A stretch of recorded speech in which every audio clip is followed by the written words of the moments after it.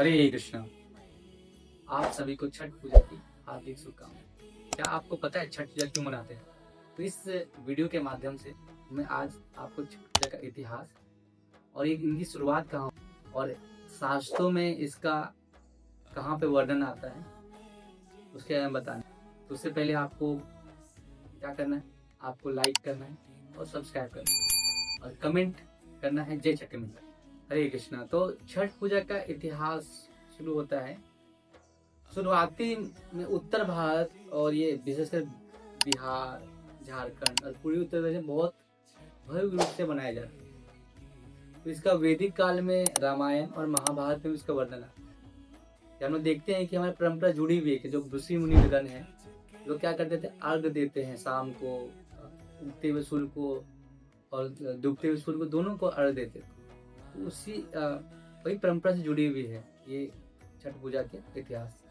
तो रामायण में वर्णन आता है कि जब सीता और राम वनवास से वापस आते हैं, अयोध्या लौटते हैं, तो दीपावली मनाई जाती है। दीपावली के छठे दिन, कार्तिक के छठे दिन, जो मतलब अमावस्या के जो छठे दिन में आता है, षष्ठी में सीता जी सूर्यदेव की आराधना करती है और इस व्रत का पालन करती है। और महाभारत में इसका वर्णन आता है जहाँ कुंती और द्रौपदी ने भी इस व्रत को किया था, छठ व्रत किया था। कुंती को सूर्यदेव की कृपा से कर्ण की प्राप्ति भी हुई थी। तो द्रौपदी ने पांडवों के लिए किया था जिससे उनको विजय और समृद्धि की प्राप्ति है।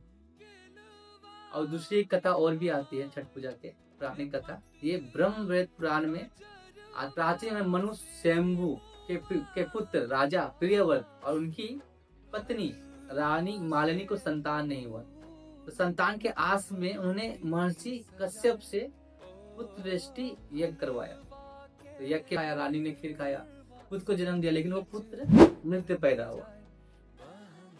तो वो शोकग्रस्त हो गए। जब राजा शोकग्रस्त हो गए तो पुत्र का दाह संकट जब शमशान पहुंचे तो वहां पे अचानक एक देवसेना नामक देव प्रकट हुए और उन्होंने कहा, मैं सृष्टि के मूल प्रकृति के छठवें अंश से उत्पन्न हुई हूँ, इसलिए मेरा नाम षष्ठी है, छठ मैया के नाम से नाम है। तुम क्या करो, मेरी पूजा करो और प्रचार करो। राजा प्रियव्रत ने कार्तिक के शुक्ल षष्ठी के दिन देवी की आराधना की और तब देवी आशीर्वाद से उनको क्या प्राप्त होता है, तो धन की प्राप्ति। तब ये इस व्रत का आरंभ करना शुरू करते, क्योंकि मनु हमारे पूर्वज है। तो स्वयं मनु के पुत्र ने ये शुरू की, तो हमारे जीवन में भी इस यहाँ भी हमारी परंपरा से जुड़ गया। जो व्रत है संतान सुख और समृद्धि के लिए किया जाता है।